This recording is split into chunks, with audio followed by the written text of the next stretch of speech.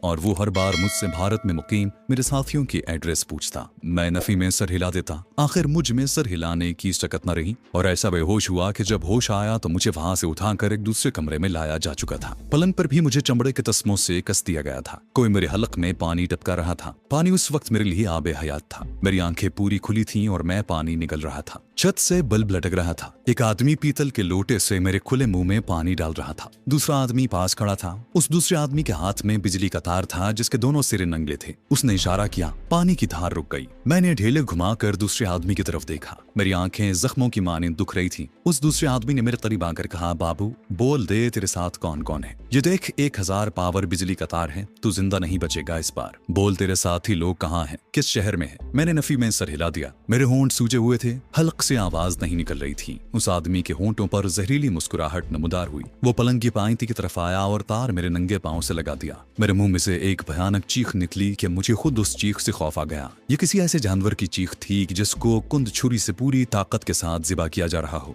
मेरे सारे जिस्म को गोया आग लग गई थी। मेरा दिल जैसे झुलस गया था। मुझे अपनी खोपड़ी में कोई चीज पकती हुई महसूस हुई। मेरा जिस्म लरजने लगा। मैं दोबारा बेहोश हो चुका था। एक बार फिर होश आया तो मैं उसी पलंग पर पड़ा था, मगर मेरा जिस्म जकड़ा हुआ नहीं था। सिर्फ पांव जंजीर से बंधे हुए थे। 3 नए पुलिस ऑफिसर मेरे दाएं बाएं कुर्सियों पर बैठे थे। एक डॉक्टर मुझे कोई इंजेक्शन दे चुका था। एक पुलिस ऑफिसर ने, जो नाटे कद, चौड़े शानों और सांवली रंगत वाला था, कहने लगा, मेरा नाम ठाकुर विजय चंद है। मैं इंस्पेक्टर पुलिस हूँ, मगर तुम्हारा दोस्त हूँ। मैं अजियत देने के सख्त खिलाफ हूँ, इसीलिए मैं खुद यहाँ डॉक्टर को लेकर आया हूँ। ये मेरे 2 असिस्टेंट हैं। तुम बिल्कुल बेफिक्र हो जाओ, अब तुम्हें कोई कुछ नहीं कहेगा। फिर उसने इशारा किया। एक आदमी ट्रे में खाना लेकर अंदर आ गया। मुझे उठाकर पलंग पर बिठाया गया। मेरी गर्दन अकड़ी हुई थी। भूख और प्यास से अंतड़ियां सूख कर पेट में कांटों की तरह चुभती हुई महसूस होने लगी थी। सबसे पहले मैंने पानी पिया। कांसी की कटोरियों में दाल, भाजी, चावल और कचोरियां थीं। मैंने सारी चीजें खा ली। दिमाग ने कहा, ये भी तेरे दुश्मन है जो एक नए रूप में आए हैं। खाना खा लो, फिर न जाने कब तक भूखा प्यासा रहना पड़े। जब मैं खूब सैर होकर खा चुका तो मुझे मीठी खीर दी गई। इतनी आला ग़िज़ा खाने के बाद मुझ पर गुनूद की तारी होना शुरू हो गई थी। इंस्पेक्टर ठाकुर मुझसे आहिस्ता आहिस्ता पूछने लगा, दोस्त तुम्हारा असली नाम क्या है? बस अब यहाँ अपने दोस्तों के नाम बता दो, हम तुम्हें खुद पाकिस्तान का बॉर्डर क्रॉस करवा देंगे। मैंने कहा, मैं पाकिस्तानी जासूस नहीं हूँ, मेरे यहाँ कोई साथी नहीं है। मुझे नींद आ रही थी। जरा झपकी लगती तो इंस्पेक्टर ठाकुर मुझे बेद का टहूका देकर उठा देता। शायद दुनिया में इससे बड़ी कोई अजियत नहीं है कि आपने मुरगन खाना खाया हो, आप पर नींद का गलबा हो और कोई आपको सोने न दे। मेरे साथ यही हो रहा था। मेरी आंखें अंगारों की तरह दहकने लगीं। गर्दन अपने आप ही ढलक जाती। इंस्पेक्टर के बेद की ज़रबें अब शदीद होती गईं। वो मेरे सोते ही गर्दन पर जोर से बेद मारता। मैं बिलबिलाकर जाग पड़ता और नींद के गलबे से गर्दन एक तरफ खिलक जाती। खुदा जाने कब तक ये अजियत का सिलसिला जारी रहा। फिर मुझे कोई होश न रहा।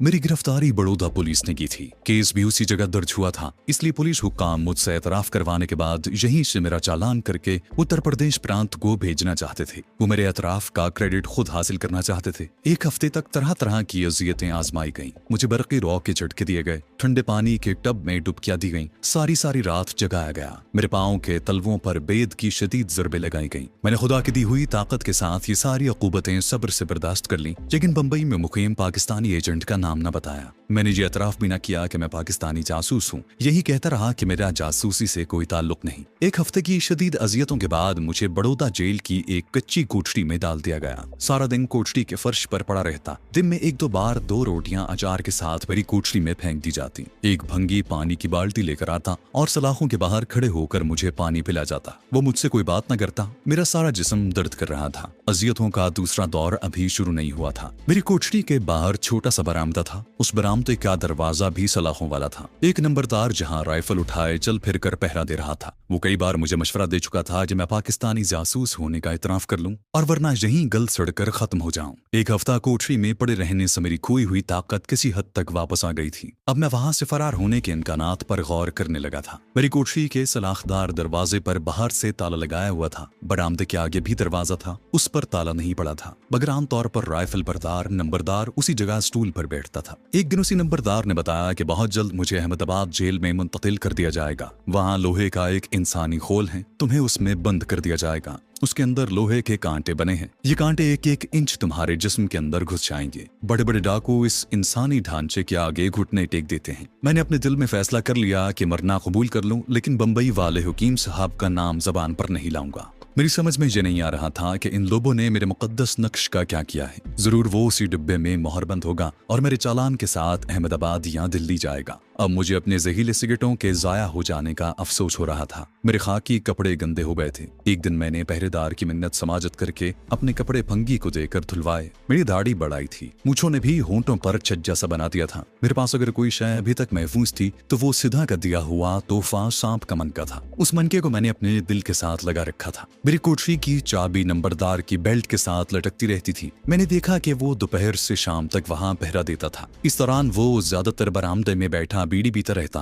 दोपहर को भंगी पानी लेकर आता तो वो मेरे करीब आ जाता ताकि मैं भंगी से कोई बात न कर सकूं। जहां से फरार बड़ा मुश्किल नजर आता था, मगर 6-7 दिन के आराम ने मेरे जिस्म की कुव्वत मज़ाहमत को बड़ी हद तक बहाल कर दिया था और मेरा कमांडो जज्बा आहिस्ता आहिस्ता बेदार होना शुरू हो गया था। बड़ौदा जेल की काल कोठरी में आए हुए मुझे शायद 8वां दिन था कि रात के वक्त एक मखसूस किस्म की आवाज मेरे कान में पड़ी। मैं कोठरी के फर्श पर लेटा था। बरामदे के बल्ब की धीमी धीमी रोशनी कोठरी में आ रही थी। रात का दूसरा पहर था। मुझे नींद नहीं आ रही थी। दिमाग बड़ी तेजी से मुसलसल फरार की तरकीबें सोच रहा था कि एक मखसूस किस्म की आवाज सुनाई दी। मैं उठ बैठा। मैं हमतनकोश था। जेल के हाथे में खामोशी छाई हुई थी। मैंने गर्दन आगे करके सलाखों में से झांक कर देखा। नंबरदार बरामदे के दरवाजे पर स्टूल पर बैठा दीवार से टेक लगाए शायद सो रहा था। ये रात की ड्यूटी वाला दूसरा नंबरदार पहरेदार था। मैंने गर्दन पीछे कर ली। आवाज एक बार फिर सुनाई थी। इस बार ये करीब से सुनाई थी और मैंने आवाज को पहचान लिया था। सांप की फुनकार की आवाज थी और ये सांप मेरी दोस्त सिद्धा के सांप के सिवा कोई और नहीं था। मैंने हर तरफ आंखें फाड़ फाड़ कर देखा। सांप मेरी कोठरी में नहीं था। मैंने छत को देखा। सांप छत पर भी नहीं था। मैं आहिस्ता से रेंग कर कोठरी की सलाखों के पास आ गया। सांप की हल्की सी फुनकार एक बार फिर बुलंद हुई और उसके साथ ही कोने की सलाखों में से एक सांप ने अपना फन समेट लिया और आहिस्ता आहिस्ता रेंगता हुआ मेरे करीब आकर कुंडली मार कर बैठ गया। बरामदे के बल्ब की रोशनी में देखा तो ये सिद्धा का काला सांप ही था। मैं उसे पहचानने में गलती नहीं कर सकता था। सिद्धा ने एक बार उसे मेरे जिस्म की बू सूंघाई थी। वो मेरी बू पर ही वहां आया था।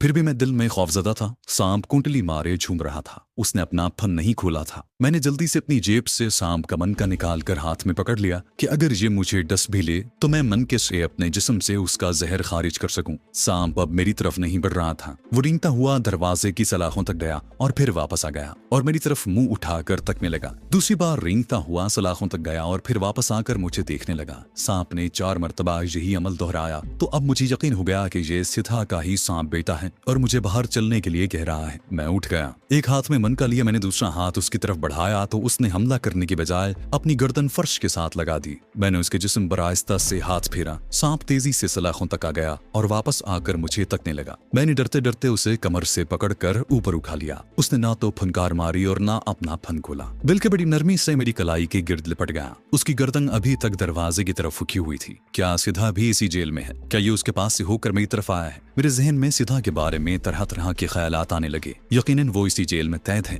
वो बड़ौदा में पकड़ी गई थी, उसे यहीं सजा हुई होगी। मगर क्या ये सांप उसके पास रहता है? ऐसा हो नहीं सकता था। जहाँ के अमले के लोग उस सांप को जिंदा नहीं छोड़ सकते थे। हो सकता है सांप बाहर किसी जगह जंगल में रहता हो और रात को सिद्धा से मिलने आ जाता हो। बरामदे में नंबरदार के भारी बूटों की आवाज आई। वो मामूल के मुताबिक चक्कर लगाने लगा था। कदमों की चाप की आवाज सुनते ही सांप मेरी कलाई से उतरकर सलाखों में से होता हुआ बाहर निकल गया। सांप जिस तेजी से बाहर को लपका था उससे ये अंदाजा लगाना मुश्किल नहीं था कि ये सांप नंबरदार को डसने जा रहा था। मैं जल्दी से सलाखों के पास आकर खड़ा हो गया। मैं ये चाहता था कि अगर नंबरदार को सांप के डसने से ही मरना है तो वो सलाखों के पास गिरे ताकि मैं उसकी बेल्ट से कोठरी के ताले की चाबी निकाल सकूं। मुझे सलाखों के पास देखकर नंबरदार मेरे करीब आकर करख्त आवाज में बोला, क्यों बे, इधर तुम क्यों खड़ा है? पीछे जाकर सो जाओ। मुझे बरामदे में सांप नजर नहीं आ रहा था। नंबरदार को बातों में लगाए रखना चाहता था ताकि जब तक सांप मेरे कयास के मुताबिक उसे डस न ले ये उसी जगह खड़ा रहे। मैंने कहा, ठाकुर मुझे प्यास लगी है। वो बोला, अबे तो मैं क्या करूं,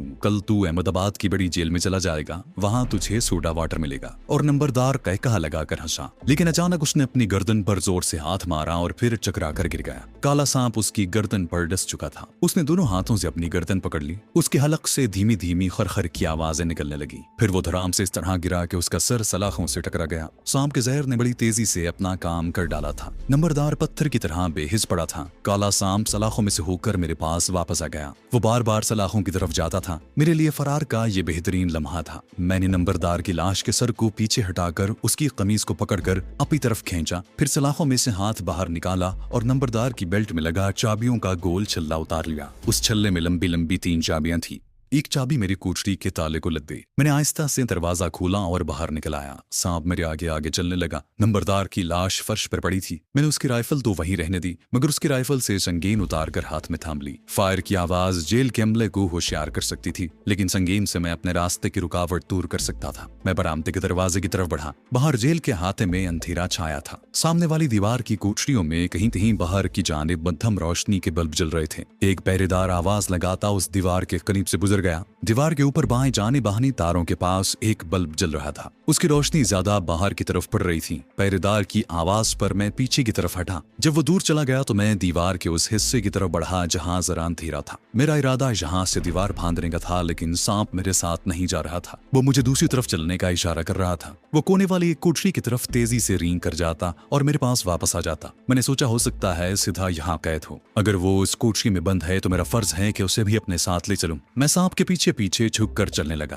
कोठरी के कोने पर बल्ब लगा था। उसकी पिछली दीवार अंधेरे में डूबी हुई थी। सांप उधर को ही गया था। दूर से पहरेदार की आवाज आई। वो चक्कर लगाता हुआ वापस आ रहा था। मैं एकदम जमीन पर लेट गया। पहरेदार आवाज लगाता आगे निकल गया। मैं उठा और पंजों के बल दौड़कर कोठरी के अकब में आ गया। यहाँ कोई खिड़की वगैरह नहीं थी। खिड़की पहलू वाली दीवार में थी। सांप भी उधर ही को गया था जहाँ पहली बार मुझे किसी लड़की की सशक्ति आवाज सुनाई थी। मैं दबे पांव चलकर कोठरी के पास आया। खिड़की पर सलाखें और जाली चढ़ी हुई थी। यही वजह थी कि सांप अंदर दाखिल नहीं हो सकता था। काला सांप दीवार के साथ खिड़की के ऊपर चिमटा जाली में से अंदर देखने की कोशिश कर रहा था। जाली में से धीमी धीमी रोशनी बाहर आ रही थी। मैंने आहिस्ता से अपना चेहरा जाली के कोने से लगाकर कोठरी में निगाह डाली। अंदर का मंजर देखकर मेरा खून खौल उठा। कोठरी के कोने में स्टूल पर मोमबत्ती जल रही थी। सिद्धा को मैं भला कैसे नहीं पहचान सकता था। वो चारपाई के साथ बंधी पड़ी थी। दो काले कलोटे आदमी उसके सामने फर्श पर बैठे दारू पी रहे थे। सिद्धा बार बार अपनी गर्दन इधर उधर मार रही थी और सिसकियां भर रही थी। ये मंजर मेरा खून खौला देने के लिए काफी था।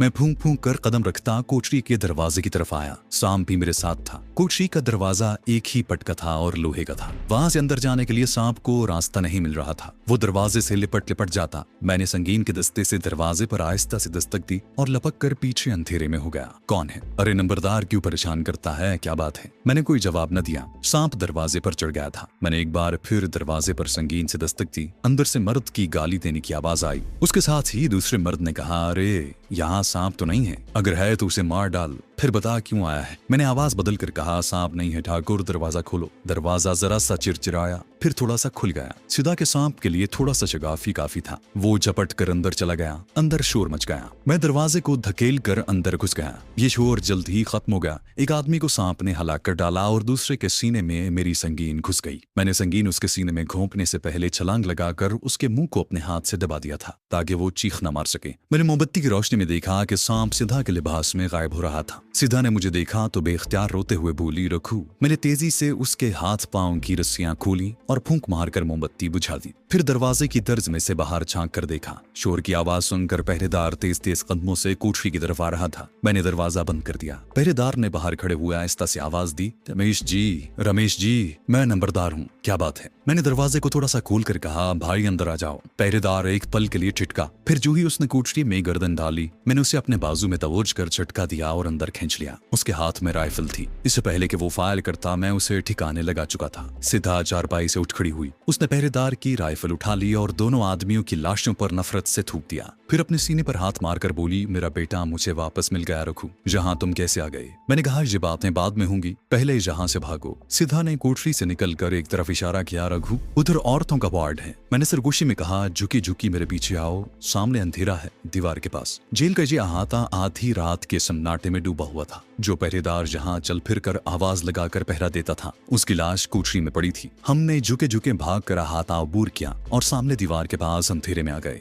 ये जेल की दीवार थी और जैसा कि जेल की दीवारें कच्ची रखी जाती हैं, ये दीवार भी कच्ची थी। मैंने संगीन मारी तो दीवार की मिट्टी गिर पड़ी। सीधा मैं उसके साथ तमिल जबान में बात कर रहा था। मैंने कहा, हम जहाँ नेदूर लगाएंगे। वो बोली, मैं तुम्हारी मदद करूंगी। ये जगह नर्क समान है, मैं जहाँ मरना नहीं चाहती। मैंने दीवार की मिट्टी उखेड़नी शुरू कर दी। मिट्टी भुरभुरी थी, संगीन भी नोकदार थी और तेज भी। देखते देखते वहां शगाफ पड़ गया। थोड़ी देर बाद सिथा ने संगीन पकड़ ली और दीवार के शगाफ को कुशादा करने लगी। मैंने 2 मिनट बाद उससे संगीन ले ली और खुद दीवार खोदने लगा। अचानक एक तरफ सर्च लाइट की रोशनी हुई। हम जल्दी से जमीन के साथ चिपक गए। रोशनी का दायरा जेल के दरवाजे पर बने हुए मचान पर लगी सर्च लाइट से फेंका जा रहा था।